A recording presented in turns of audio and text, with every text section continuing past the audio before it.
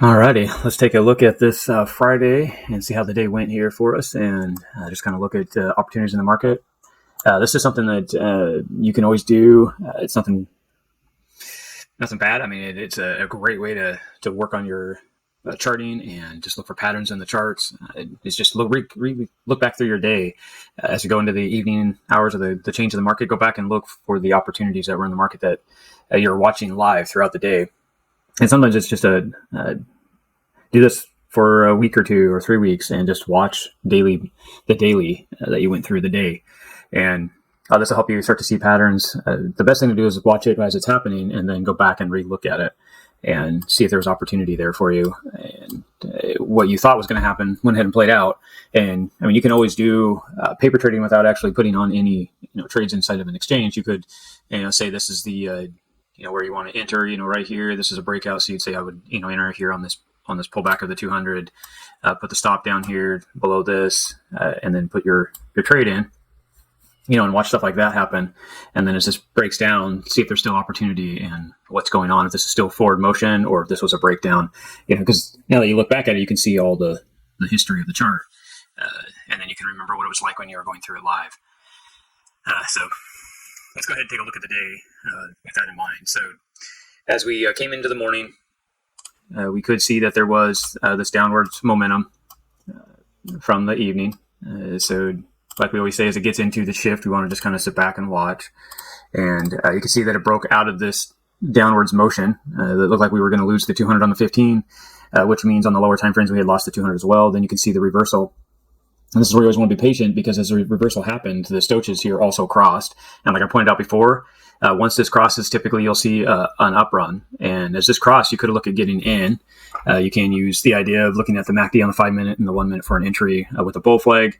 On the 15, what I'd be looking for is kind of like what we saw here. It broke back above the 200. I'd expect the test of the 200. We use the 21 as the same pattern. So we can see that it came back and tested it. You can, again, use the lower time frames to watch for behavior shift. A lot of times, moves that you'll see are around the 8 to 9 o'clock hour. And if you wanted to, if your time frame is different than mine, like I said, I'm in the central time zone, so that's what I'm using. But these are stamped on. These are the same for everybody across the board. It's just your time might be different that you're marking on your chart. But you're looking at about 2 hours typically after the market shift. So whatever that is for you, that's what you'd be looking at. So you can see that, it's pretty close. Here for me, it's open it changed at 6. Here we're getting right here at the shift around 8 o'clock, and the trade came in around 8:30 potential. You saw me just do this a minute ago, just as an example I was talking about earlier. But there was a trade. If you do a 3 to 1, this would have hit your 3 to 1. Whatever your goal is for the day, however you're trading, I just look at this as if I always just think $100 for easy math, $100 in, and then whatever goes 2 to 1 be 200, 1 to 1's 100, 3 to 1's $300 in profit. That's just kind of how I think to make it easy for myself. You can use the risk to reward ratio. Basically, you're just saying you're making 3 times whatever you put on this tool. So this trade, if you just use the candle bodies, this would have gave you a 4 to 1, 3 to 4. If you took the very top of the wick, almost a 6 to 1, but it doesn't really matter. So that would have been. Typically, if you just do a 3 to 1, set it, forget it. You would have hit the target and got out. Obviously, we could dig into this and look at the 5 minute and see if it gave us the signal to get out. This one would have been a little rough with the 5 minute, because you wouldn't have got out till down here. More than likely, would have broke down on you, and you would have probably broke even. Typically, when it runs up, and if you were going to sit in a trade when it starts to see a run up like there's a movement of the candle bodies, it's good to just pull yourself up to 0. If you are trading live, just a FYI for yourself. That way, if it does reverse like it did and come straight back down, you're just zeroed out. So if you're looking for the next opportunity, this bottoming, one thing that I'd be looking for is kind of like what we saw here. This came out and bottomed out, gave us the entry. We got a lower low here. There's a higher here. I like to see this get out of the noise zone on the stoaches, but through here does create some bearish or bullish divergence. It's just light though, because I say it's stronger when it breaks out and then comes back in and sets the same pattern up. But in here, it is below the neutral zone, so it would be in bearish territory. So for it to create bullish strength would be a good sign for a potential up move. Basically, you can say that this is what it's created, which is your left side, your head, and your right side. So this would be considered a head and shoulder pattern. And we would be looking for this as an entry with a stop below that. So Let's take a look at that. This would be the same idea as a back test to the 200. You could have got in there, and then same thing, let it run up 3-to-1, that kind of stuff. So that's kind of what we'll be looking for. So that would be the opportunity there. You can use the Fibonacci tool as well for help. So you can go in two different areas. It really doesn't matter here.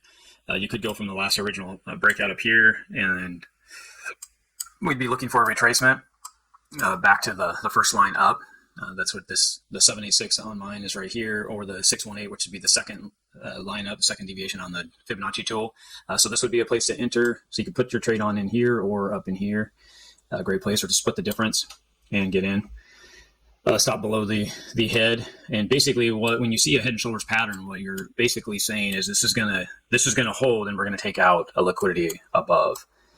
So if you're gonna talk about a liquidity above, you have to go back, and that's why I mark the days out, and you always see me mark the high and the low between the time shifts, because it just gives us an idea of where are we going to take out that level. So in this case, you could have said, hey, we're gonna this area and this area, which one are we going to take out first? As we come back out of here, we're just going to break this and be a short move, or it's going to be a long move. That would have been the first level, and then this would have been the second level. As you can see, as it broke out higher. We could go back further on the chart, and this would be the next level back here, which this is the level that it took out of these drops down. Each one of these is a liquidity area where people put their trades, just like I put my trade like this. They put it on the other way, so they would be looking at putting it on this way. They would be putting their stop above the support level and then putting their trade down. So this is what they would have took. The sad thing is a lot of people just don't take the trade off. So this would run down, and that's what we're basically looking for, is who's going to get taken out. So there have been, after this ran down and started to trade, it put more money up here with stops than it did down below. So the chart travels where the money is. So that's kind of where it went after, to took out the money up here. For the people that didn't ever take their trade off, or tried to put trades on as these were getting built, they figured this might have kept on dropping down, so they put an entry here and put a stop back up here, that kind of stuff. You just got to think like a trader when you're building this stuff out, and think where if I was on the other end of this, and I was controlling chart action, I had to go get money in order to fund the other side, because it's always one side and the other. Where am I going to have to go? Where's the more the money is at in order to fund the other side? So that's kind of just a breakdown of TA and how charts are actually ran. So if you always have that in mind, you're looking for strength in those areas. So that's just basically the two trades and the two opportunities that were in the chart today. I would just recommend for yourself, if you're just getting into this and trying to figure it out, that's just how your mind wants to work, and those are the opportunities that are in the market. And if you just looked at this right now, do you see opportunity quickly? Everything I just broke down and charted, that's kind of when you can start seeing that in charts, then you kind of know that, hey, it's time to maybe start taking this into a further down the road than just looking at chart movement. So hopefully that helps you out. I'm glad that we got to hang out and go through the recap. Like and subscribe. I mean, we're just going to keep digging into this stuff more and more. And as people have questions and stuff, we can just start answering them and breaking it out. The TA is the way to go, is what I would say. News and volume just moves the charts. What we want to do is get in before the volume kicks in.